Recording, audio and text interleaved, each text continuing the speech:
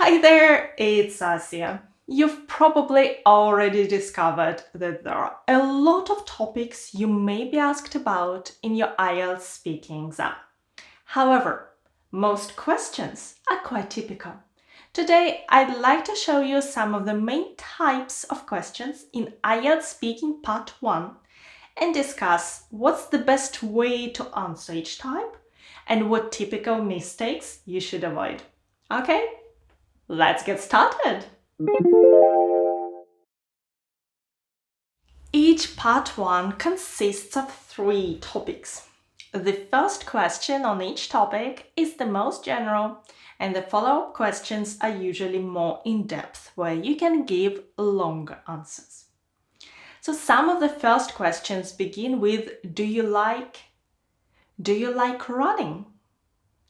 It's important to give an extended answer, not just I do or I don't. So here is my answer. Well, I can't say I'm particularly keen on running, but I do go for a run from time to time. You don't have to talk for ages either. There will be questions where you can easily talk for longer, so don't feel the pressure to say a lot every time. Answer the question and stop. A good expression here is I'm keen on something, which means that I really like something. I can't say I'm keen means that I don't really like it. The next group of questions begins with when. When was the last time you ran? Whenever the question begins with when, this is an indication that you need the simple tense to answer it. In our case, the past simple. The last time I went jogging, it was still cold. I guess it was a couple of months ago.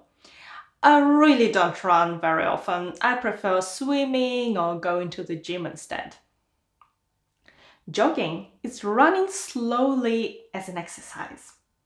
In this question, I used the past simple to answer. Compare it to the next question. Have you recently? Have you played any sports recently? This question is in the present perfect because it's about a period of time that started in the past and lasts until the present moment. So I can answer using different verb tenses. I played tennis just last week. Or this month I've already played tennis, basketball and volleyball, and I'm going to play golf with my friends next week. In the first sentence, I used the past simple tense because this action, playing tennis, was in the past and it finished and it happened at a particular moment. The words yesterday, last week, last month, in January indicate that you need the simple past. The second sentence is about this month, which hasn't finished yet. Recently, never, ever, this month, this week indicate the present perfect tense. Here's another moment. I'm going to play golf next week. Could I say I will play golf next week? Not really in this situation, because I've already made a plan and playing with my friends. So I have to use I'm going to instead of I will. The next type of questions is, have you ever borrowed any books? I'm going to use a combination of the present perfect and past simple in my answer. I've borrowed books many times. When I was a student, I used to borrow books from the library and friends whenever I could. To be honest, buying all the books I needed for my studies wasn't something I could easily afford.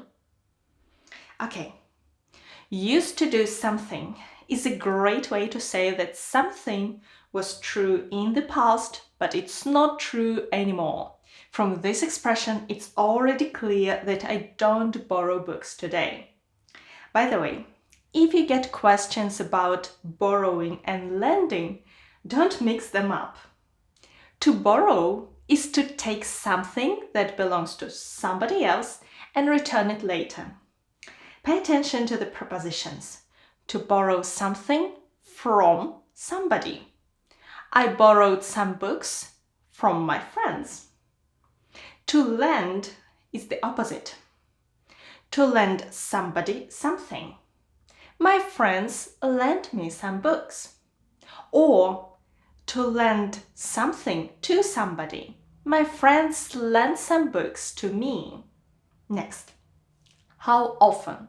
How often do you go to the library?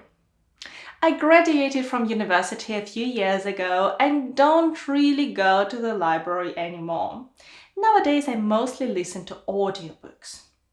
During my university years, however, I would go to the library almost every day.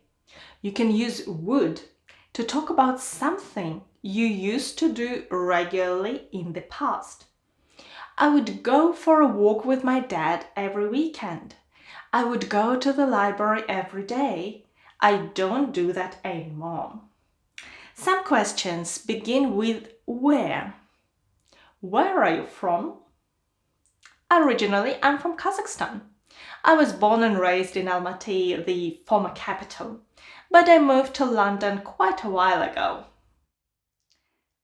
If the question is short, your answer can be short too. Next, how long have you been? This is the perfect moment to demonstrate your knowledge of another complex tense. How long have you been living in London? I've been living in London for over 10 years. At first, I came here to study for my master's degree and then decided to work here for a couple of years, and then I just stayed for good. I have been living is the present perfect continuous tense. To form it, take have been plus your verb plus ing.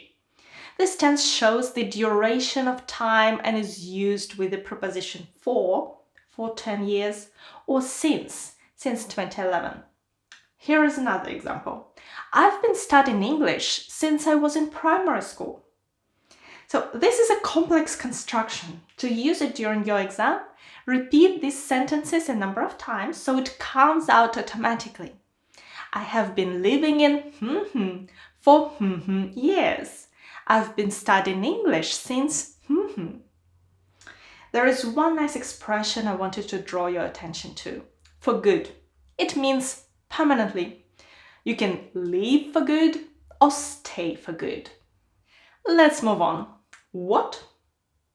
This pronoun indicates that you can give a longer open-ended answer.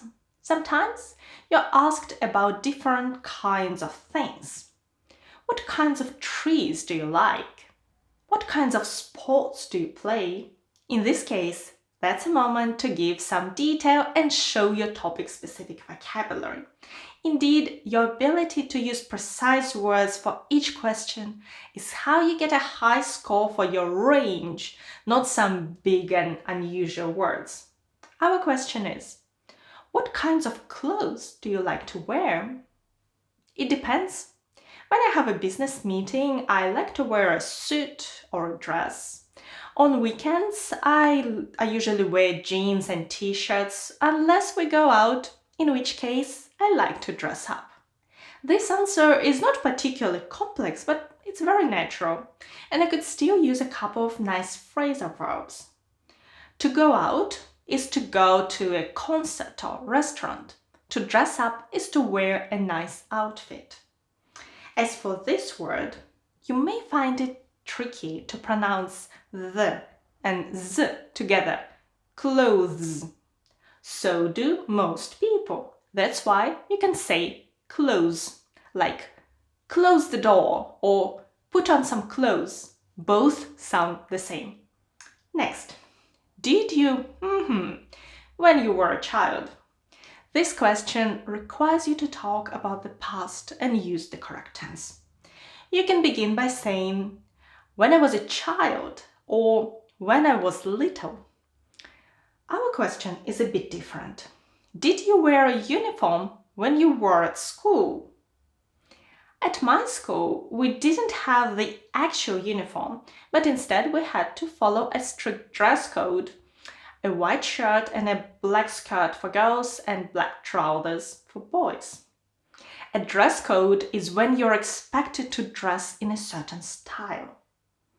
Next, a typical IELTS question is, why do some people? So this question is not about you, it's about people in general.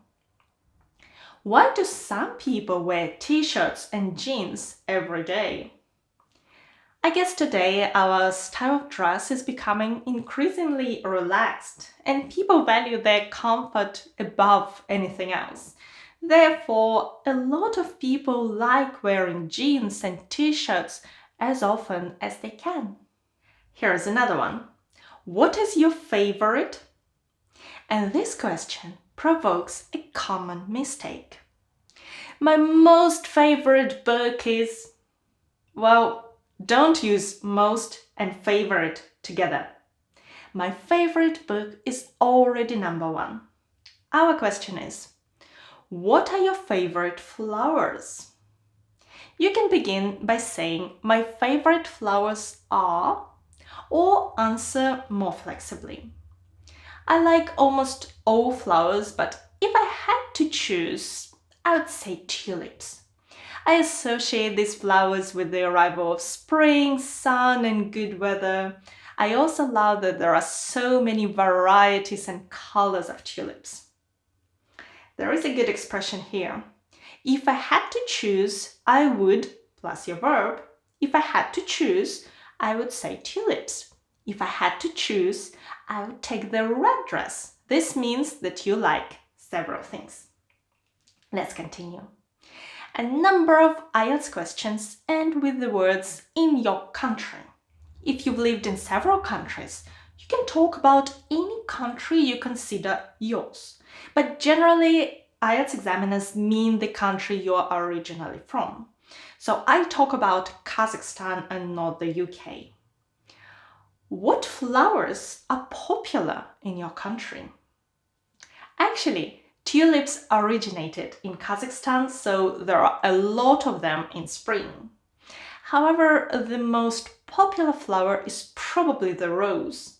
That's what most people like to give and receive as a gift.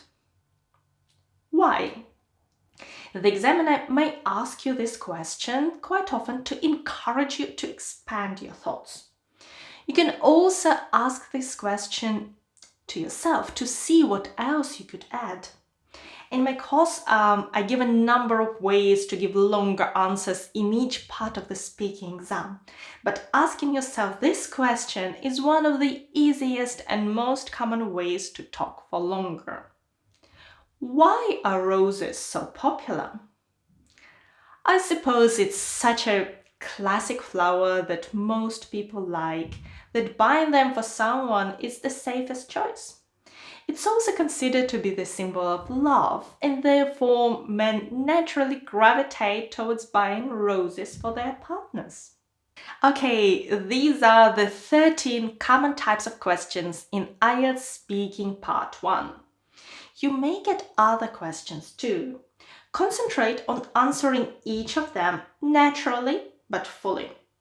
It may also be helpful to practice answering questions on more challenging topics.